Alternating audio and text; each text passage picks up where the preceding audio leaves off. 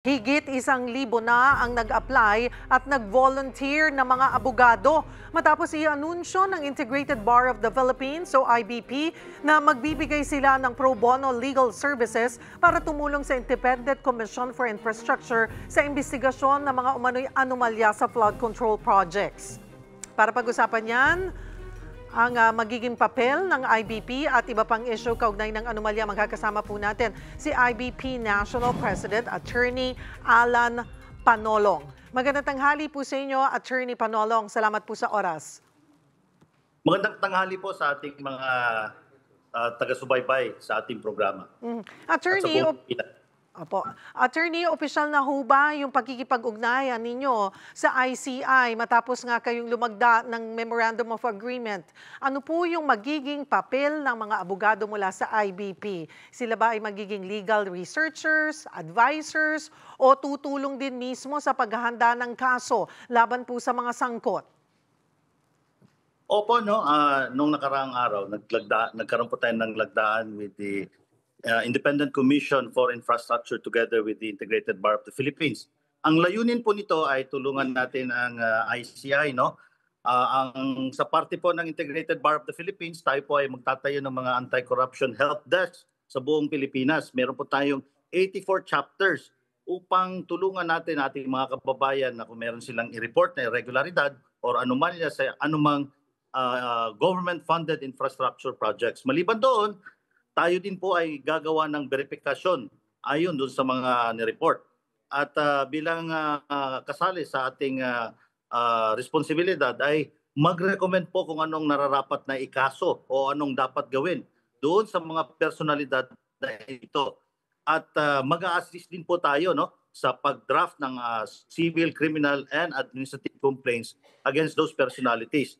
Magkakaroon din po tayo ng collaboration sa mga investigative agencies na kung saan ay ipatatawag ng ICI. At magkakaroon din tayo mga partisipasyon, no, sa mga initiatives at aktibidades ng ICI para ma-assess or makita ang improvement ng pamamalakad po. At bilang panghuli is magkakaroon po tayo ng seminar or conferences. No? Alam niyo naman po, marami tayong mga experts na abogado na pwede nating gawing resource persons upang tumalakay sa mga paksang transparency, accountability, among others. Sa dami po ng nag-apply na abogado para nga mag-volunteer sa pagtulong po sa ICI, paano ho pipiliin kung sino lang ang pasok dito? Oo nga po, napakasaya po, no, kasi nung manawagan po tayo sa ating mga kapwa-abogado na kung saan hihingi natin yung kanilang support. Meron po tayong more than 1,000 volunteer lawyers. So ngayon po, yung more than 1,000 volunteer lawyers natin spread all over the country yan.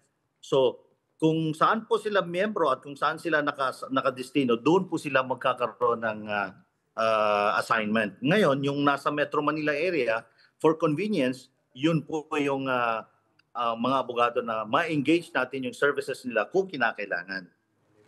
Tungkol naman po sa Witness Protection Program, gaano kahigpit po yung proseso at sino ang nagdedesisyon kung sino yung tatanggapin? Para lang po mas maintindihan ng mga kababayan natin kasi naririnig natin yung witness sa ilalim, nag-a-apply sa Witness Protection Program, pero ngayon ang sinasabi ng DOJ for now ay sila ay protected witnesses. Oo nga po, ayon po sa batas, no, yung RA 6981, ang Department of Justice po talaga ang ahensya ng pamahalaan kung saan sila po yung in charge sa implementation ng programang yan. So hindi po lahat ng witnesses na nag-apply is nag-qualify. Meron po silang tinatawag na criteria na kung saan titingnan nila, i-evaluate nila yung applicants to be a witness, no, protected witness, or those who wanted to be a state witness. Liwanagin po natin yung mga protected witnesses. Usually, ito po yung mga, or ordinary witnesses, ito po yung mga witnesses na kung saan sila po ay may nalalaman or may nalalaman na impormasyon o bagay tungkol sa isang krimen. Yung pong state witness, ito po yung mga tao, no, or testigo na kung saan kasama sila doon sa krimen. Ibig sabihin, meron po silang partisipasyon doon sa krimen. So yan po yung difference ng dalawang yan, no? So ngayon, titingnan ngayon ng DOJ, no, sa pangunguna ng Undersecretary for National Prosecution Service, no, at saka assisted by the Chief Prosecutor General and 3 deputies.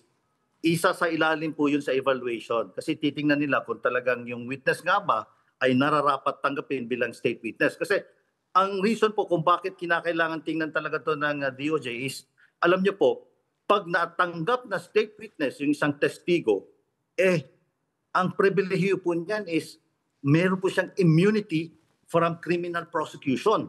So talaga practically ito pong state witness it is as if wala siyang ginawang kasalanan. So kaya kinakailangan talaga ganun po ka stringent ang pagbusisi or pag-evaluate ng DOJ sa lahat ng aplikante to become a witness, no, for purposes of the current scandal right now that our country is facing. Okay, sa dami po, ngayon ay halos lahat na nagsasalita po ngayon ay nag-a-apply bilang mapailalim sa Witness Protection Program.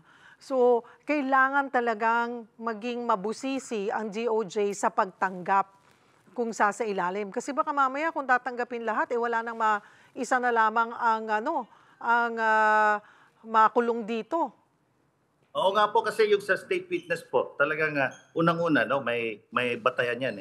Unang-una, magte-testify yung isang witness, no, doon sa isang grave felony. Ibig sabihin, ang penalty po niyan is would range for reclusion perpetua to death or life imprisonment yan.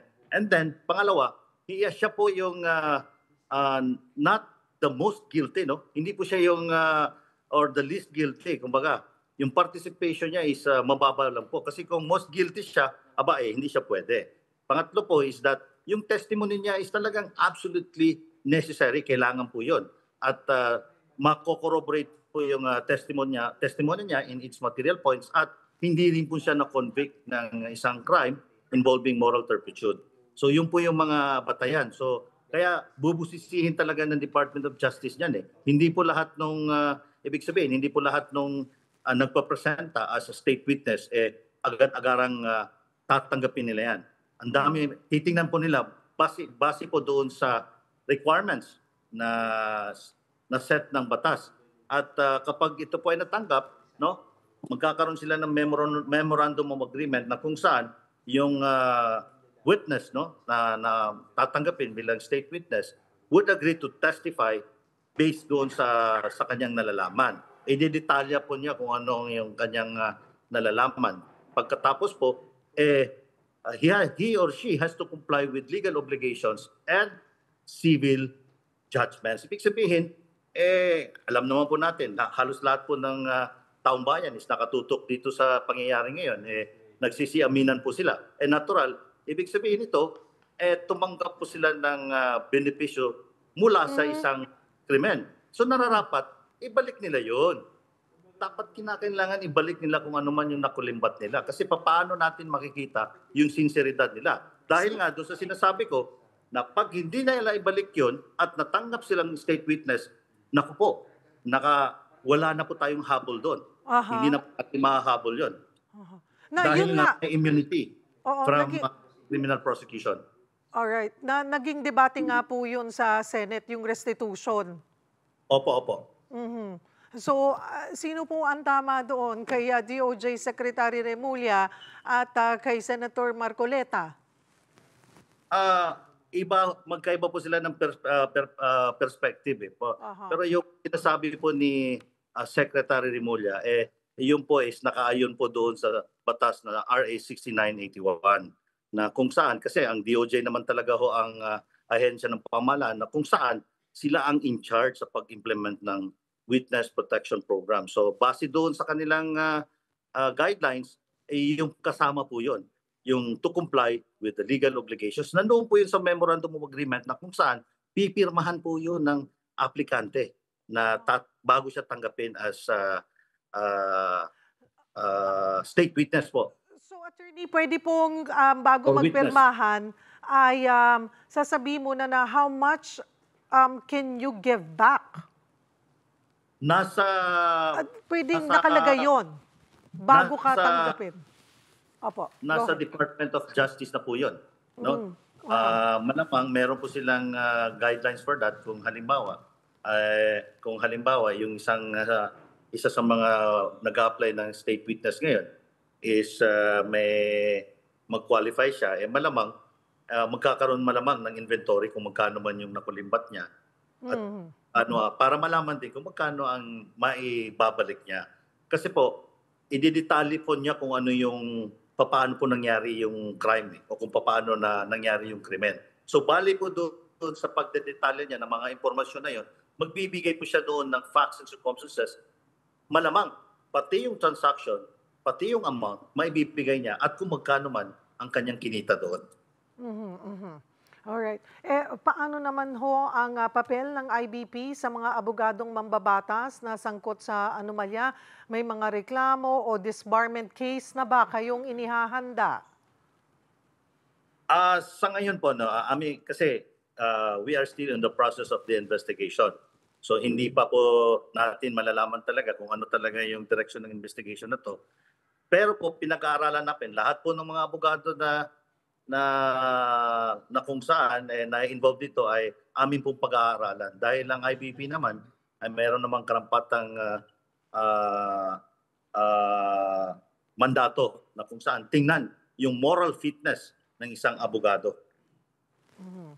Kaugnay po ng mga bagong impormasyon, kung may mga pangalan ng lumabas, gaya po ni Congressman Zaldico at iba pang mambabatas, bakit hindi pa sila pwedeng arestuhin sa ngayon?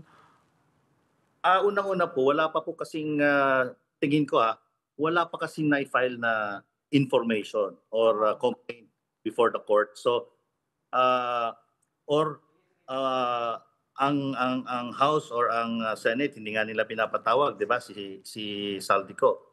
So kung meron na pong na-file na criminal complaint at ang ating kung saan man na-file yun, kung sa Sandigan Bayan ba or sa regular court, ang korte naman is magbibigay sila ng warrant of arrest, is saka po pwedeng iutos na yung pag-aresto. Sa ngayon po wala pa pong nai-file. At ayon po sa ating saligang batas is no person shall be deprived of his life, liberty and property without due process of law. So kasama po yung usaping due process po doon sa mga taong involved dito sa pangyayaring ito. Dahil hindi naman natin pwedeng arestuhin kung sino-sino na lang kung wala pong na-file at kung wala pong warrant of arrest na pinapalabas ng korte. Ayun po, naitanong po namin yan just to clarify, para lang po sa kaalaman ng mga Opo. listeners po natin and viewers, para klaro. Kasi hindi po natin may aalis na siguro yung bugso ng damdamin ng mga kababayan natin bakit hindi pa hulihin or arestuhin po yung mga yan.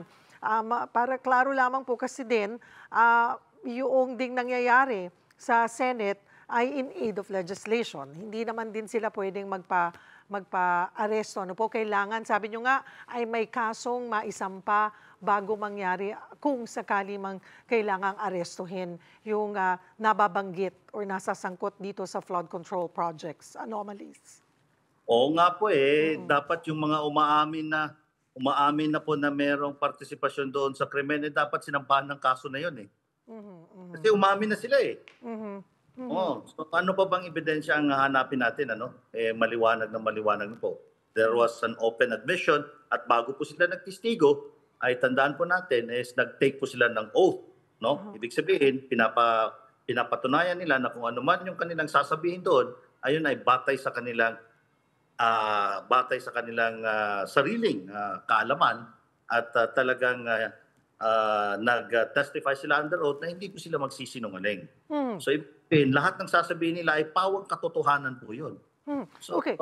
Sa punto pong ito, sa kasong ganyan, sino po ang dapat na magsampa ng kaso? Sino ang pwedeng magsampa ng kaso sa kanila?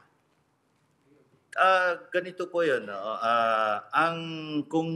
Kung ang crime po is involving, since we are talking about government funds, naturally kasi it's the Office of the Ombudsman will file cases against these persons involved, no?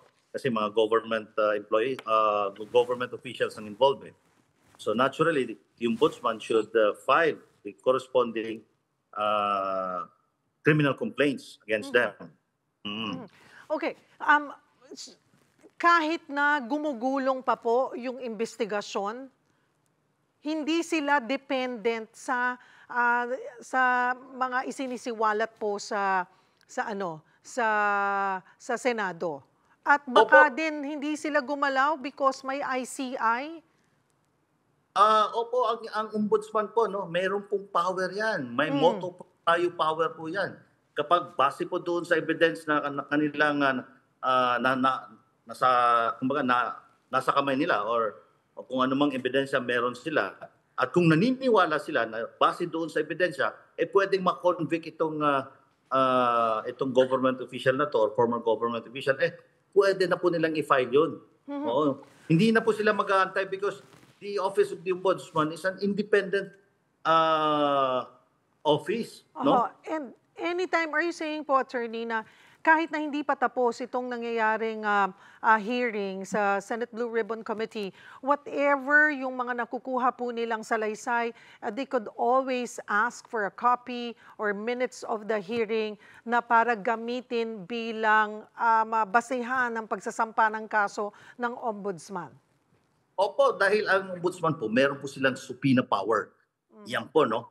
They have this power, they have this subpoena power under their own charter. So they can practically ask the houses, no, the House of Representatives and the Senate to produce those documents being mentioned, no, as evidence for the as evidence of corruption. So pwede po nilang gawin 'yon, no? And yun po yung mga as a matter of procedure, may penalty po 'yan kapag ang isang ahensya or sinumang tao ay lumabag doon sa request ng opisina ng ombudsman na i-produce yung dokumento na kung saan yung dokumento is na nasa kanilang kustodiya po. So pwede po yun. Pwede po. Bakit ho kaya wala pa tayong naririnig mula sa ombudsman? Pareho din po tayo ng tanong, Ms. Cheryl Cosio. Marami pong salamat, IBP National President Attorney Alan Panolong.